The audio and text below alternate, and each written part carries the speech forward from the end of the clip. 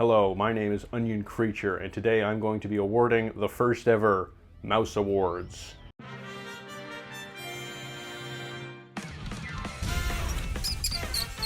This is an awards show for the best ever mouse video games on Switch 2 within the first 6 months or so of that system releasing. The mouse feature has had a pretty long history. We knew about it well before the Switch 2 was actually revealed. Got leaked alongside the big console leaks that happened. Because I'm going to be honest, Nintendo did kind of wait a little bit too long to reveal it. So those leaks are kind of to be expected when you're waiting that goddamn long. Jesus, what were they thinking?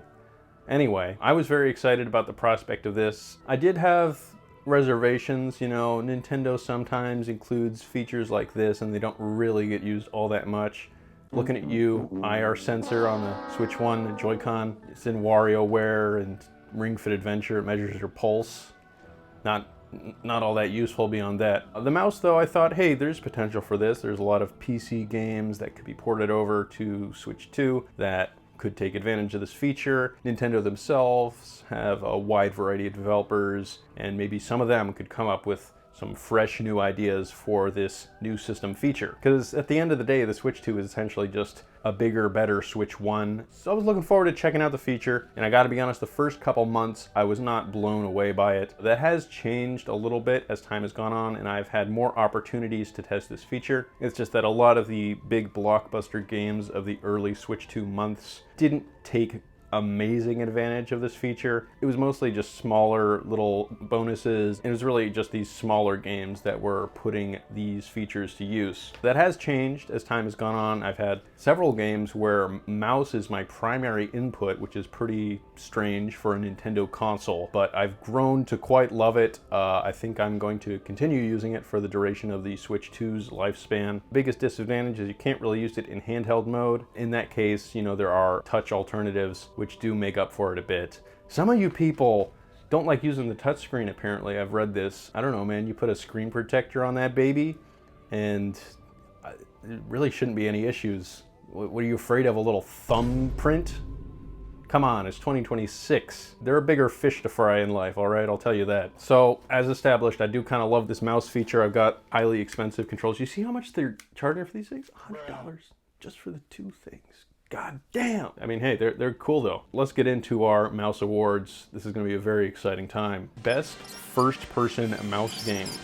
So this is kind of the game that inspired me to gather together this list. It kind of impressed me in a lot of ways and showed me the capabilities of this new mouse feature. That being Metroid Prime 4 Beyond. Definitely a slightly divisive game. Not hugely divisive, but it's not as well reviewed as the other Metroid Prime games. Excluding Federation Force, which was dealt an unfair hand, released at a time when fans were desperate for a new Metroid game and a spin-off was not really going to cut it, even though that game's honestly pretty fucking awesome. Don't believe what they say online. It actually goes quite hard. Nonetheless, Metroid Prime 4 Beyond is a game I really quite like. I think it has a lot of strong points. I'll be honest though, it's got its weak points as well.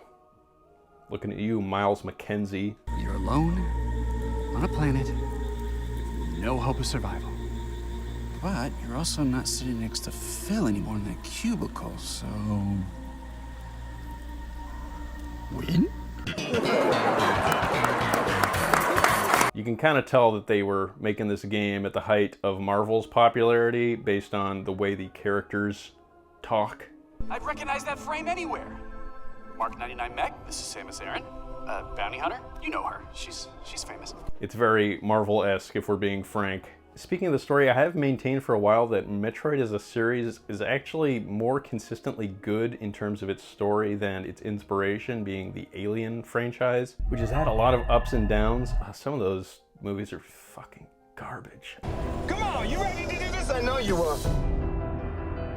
Prometheus? Metroid, though, at least in terms of the 2D entries, I think has had a very consistently enjoyable and logical storyline, especially those first 3 games, Metroid, Metroid 2, and then Super Metroid. That's quite a compelling story. And then Metroid Fusion and Dread continue that very well, far better than most of the Alien sequels. With that said, I don't know if that really holds up for the Metroid Prime series at this point. This game's story is a little bit messy, to put it kindly. Nonetheless, what really impressed me here was seeing such a high quality looking game. This is the first game I've really ever played that made me notice the 120 FPS feature of the Switch 2. It's been in some 2D and top-down games like Hades 2 and Silksong, but I don't notice it all that much there. Like maybe kind of when you're scrolling in the menus, but that's not the most vital part of the game. It has not blown me away until Metroid Prime 4 Beyond, which makes full use of it throughout the entire experience. You can have it function similarly to a Wii remote, except you're using a mouse. And it's just such a smooth experience. And I tried the 60 FPS mode, but it was just not as smooth as that 120 FPS. You get about 1080p resolution, which looks great. This is a really amazing looking game in my view. For basically all of it, I was also impressed by Metroid Prime Remastered on Switch 1, but this one looks even better. Moving the camera around really did highlight the importance of having 120 FPS, and the mouse was just a really enjoyable way of playing the game. I did try using the pointer a bit as well, and that also worked great. That's how I played Metroid Prime 1 Remastered. So I'm also a proponent of playing it that way, but I think with a mouse is really quite enjoyable. It did actually give me a little bit of motion sickness when I was playing in a dark room a couple feet away from the desk. That was probably on me for just being that close to the monitor. Playing it on a larger display further away from the screen, which is what I ended up switching to, worked a lot better. So I'd probably recommend that. Maybe not in a dark room that close to the screen. That can be a little hard on your eyes. While I'm going over positives for this game, I got to compliment the desert. It's essentially the same thing as Hyrule Field and Ocarina of Time. It's just a palette cleanser between these main areas. Visually looks fine. It looks pretty good most of the time. I enjoyed the Viola motorcycle thing, and there's just a few little shrines and bonuses to find. You collect the green crystals. It's not that bad. Kind of a fun thing to do, way to break up the pacing. The game is a bit linear and easy, but I like that because, I don't know, especially going from a more challenging game like Silksong to this, it was like, oh, you don't have to make a Metroidvania game that makes you want to stop playing it because it's so annoying. You don't have to do that. You could just make it a smooth and enjoyable experience for the player. That's also a possibility. So I like that. That appealed to me personally. That might not be true for everyone, but it was for me. I think this game probably did have expectations set too high for it just because it's been such a long wait since it was announced, and then even before that, probably too much to put on this game's shoulders. But I loved the hell out of it. It was a really good time. And even though it was not originally designed with the Switch 2 mouse mode in mind, it utilized that feature beautifully and was a truly unique and wonderful way of playing this game. Best innovation in mouse. Our next award goes to the game Drag X Drive. I am a huge Drag X Drive defender. It's become the punchline in a lot of jokes about Nintendo recently, and that's a goddamn shame. I wonder how many of you making those jokes have actually played the game, because it's pretty impressive what has been done here. For one, it's extremely cheap compared to other Nintendo first-party titles. That alone doesn't necessarily make it a good game, but it's worth noting. With that said, you do get a lot less than is in the fully priced Nintendo games, but I didn't mind that much, as it's pretty clearly focused on the multiplayer experience, specifically the online multiplayer experience. Taking inspiration from wheelchair basketball is pretty damn cool. Nintendo themselves didn't really want to admit that for a while in their marketing, which was strange. They only really discussed that in the developer interview. Don't really know what's up with that. Kind of weird. Either way though, it's a cool theme and executed really well. For the most part, I do have my complaints. Using the mouses to control each of your tires is a pretty unique concept. Really though, the biggest issue I had is that you kind of do need a flat surface to have the best experience with this game. I did play quite a bit on different pant legs. I tried jeans, pajama pants, exercise pants. None of them really provided the consistency you need for a multiplayer game like this. It can be a fun way to play, but it just was not working most of the time in a consistent enough manner. So I did have to switch to basically playing on flat surfaces like desks. Used a DVD case that was pretty flat. That worked pretty damn well. I also gotta say, some of the tricks in here are very difficult to pull off. I struggled a lot with jumping because you have to sort of do this kind of motion to jump, which feels a bit weird. With that said, you don't necessarily need to learn all of the tricks in order to perform well in game. You can be a good support player. Just doing a toss is very intuitive. So the overall gameplay experience is quite strong. It's fairly lacking in single player content. And because of that, Nintendo made the game's difficulty pretty damn high for those single player challenges. They are not very easy, you know, sort of like older arcade games to bolster the playtime because there's not as much stuff to do, so they make the stuff you do have to do more difficult. I was able to get to the game's credits, but some of those post-game challenges are just brutal, so I don't know if I'll ever really be able to get those. There's one challenge in which you have to do 100 jump ropes consecutively. I got up to, I think, about 80 or something like that, but that was really frustrating. I found it really hard to jump consistently. Besides that, my other complaints would be, you know, a lack of personality in the characters. There's only really one arena you're hanging out in. It's pretty fully featured though. There's a decent amount of stuff to do. Just rolling around, hanging out. I really like, you know, how you can high-five other players. It's just a goofy, fun time. I do wish they had a bit more personality. They're kind of just robots. They don't emote that much other than through your body language. It does not have the full Nintendo charm you might want for a game like this. I do gotta say though, the core basketball gameplay is really fun. I've returned to it quite a bit. There's been a few minor updates, nothing crazy, but I do hope they continue to support this title because it's a great showcase of mouse mode, definitely the most innovative we've seen on the system. I think it pushes it about as far as you could go for something like this. It's just a very likable game to me. Nothing that's going to change the world, but it's innovative and fun, and that counts for a lot for me. Best Mouse Update. This award goes to Game Builder Garage. This was a Switch 1 game that got Switch 2 specific features in a free update. For one, the game runs better and looks better. Most importantly, of course, we do get a built-in mouse feature now. On Switch 1, this was one of the few games that was compatible with USB mice.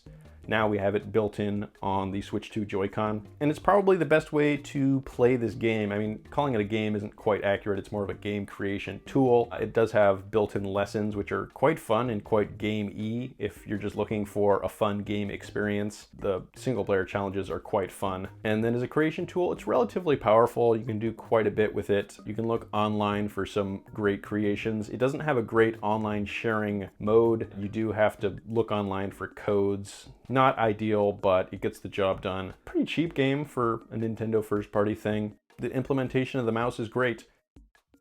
Most complex mouse game. This award goes to Factorio Nintendo Switch 2 Edition. Factorio is a game I've been meaning to try for a while. Just looks like a hell of a lot of fun, and I've finally gotten the chance to do that with the Switch 2 version of the game. It was on Switch 1, but the prospect of playing such a complicated game with a Switch 1 control scheme was a bit daunting, so I did wait until this got a Switch 2 update, which is free. Pretty damn cool. Yeah, it works very well. I do have a few nitpicks. For one, the menu system is pretty brutal. The other nitpick is that by default on the mouse, a select is set to the A button, and you have to go into the menu to change it to the R button, which is a more natural clicking motion. So that's a bit weird, and then you have to change it back if you want to play the game in handheld mode with A as the select. It doesn't just switch automatically. Definitely the best way to play the game. I played a bit in handheld mode using the touchscreen. Not quite as intuitive as the mouse. This game is also apparently compatible with USB mice and a USB keyboard, which is quite unique, so I might try that out at some point. In this game, you are building automated systems on a planet that you have crash landed on. There's conveyor belts and machinery, whatnot, that kind of thing. There's a lot going on, a lot to learn, but I am really enjoying it. Looks great, the visual style, it's got this retro PC look to it. And it's just fun having a game that clearly was designed with PC first in mind, but functions so well with this new control scheme on Switch 2. Best Classic Mouse re-release. This award is a tie between Mario Paint and Mario and Wario, both on the Super Nintendo, or I guess Super Famicom for Mario and Wario, since it never got an SNES release. Mario Paint is a pretty simple paint tool for the SNES. I'd never played it before. I'd played games that took inspiration from it, like Mario Maker.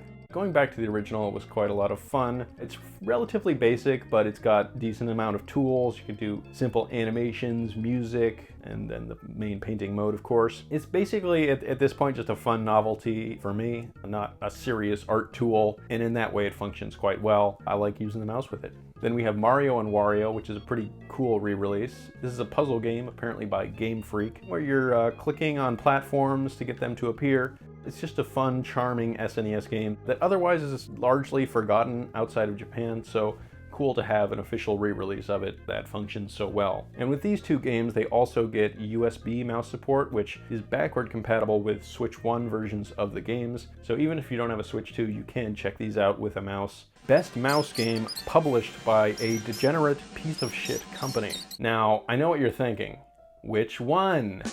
No, we're going for the cream of the crop of bad video game companies, at least in the public's eye, that being EA. It's in the game.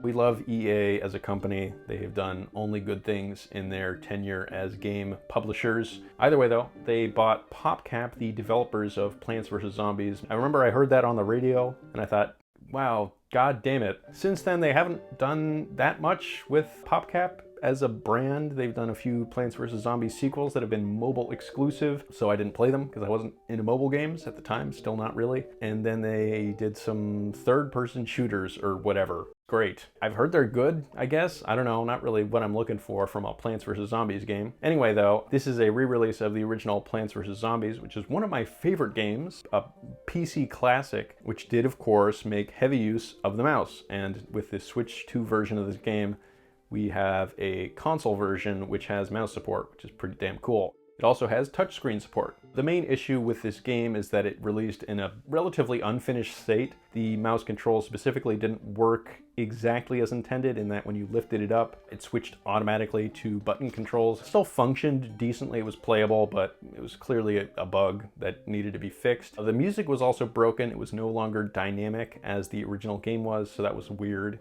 And then there was some concept art included that was apparently not associated with the original game. It was from later Plants vs. Zombies games that they just stuck in here and told everyone that it was concept art from the original, even though the original developers asserted that it was not actually. Overall though, I did enjoy replaying this version of the game. It has a few bonus features, nothing crazy, but essentially just having that core version of Plants vs. Zombies on a modern system with great controls was very appealing to me, and it did get updated to essentially fix most of those issues. I think that weird concept art is still there, but the music's been fixed, as well as the mouse mode, and that is, I'd say, the best way of playing the game, the most akin to the original. It's not like you need to use the mouse to enjoy it, but it is the most authentic way to play that on Switch 2, and it looks great. I think they did a good job with the visuals. Most anticipated mouse game. Mousework by Nitrome.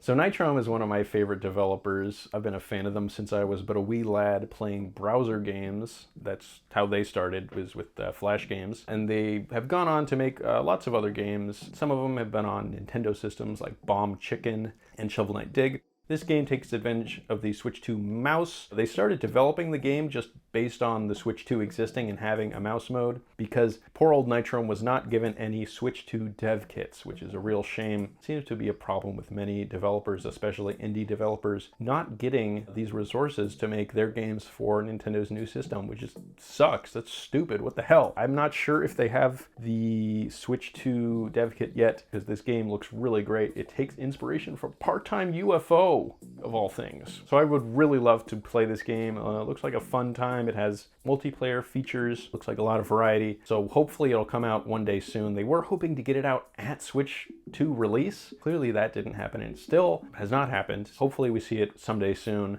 and the wait is not too long, because man, it looks really cool. Most needed mouse update. Okay, we're wrapping it up, just a few more awards to get through. Mario Maker 2 on Switch 2. Its control scheme is not great. The original on Wii U had a much better control scheme using the gamepad's touchscreen. It's not the same, it just doesn't work quite as well. And then using buttons is also not very fun. That's even worse. So having a mouse would be kind of a game changer for Mario Maker 2. I don't know if they're gonna focus on that or give us a new Mario Maker game, Mario Maker 3, or a game where you can make 3D levels, something like that. But either way, we do need mouse support for some sort of Mario Maker title. I think it would be a great use of the feature, and yeah, pretty much ideal. So hopefully that happens soon. And then let's just get to our last category. I've discussed this on my YouTube channel before, that being the most wanted mouse port.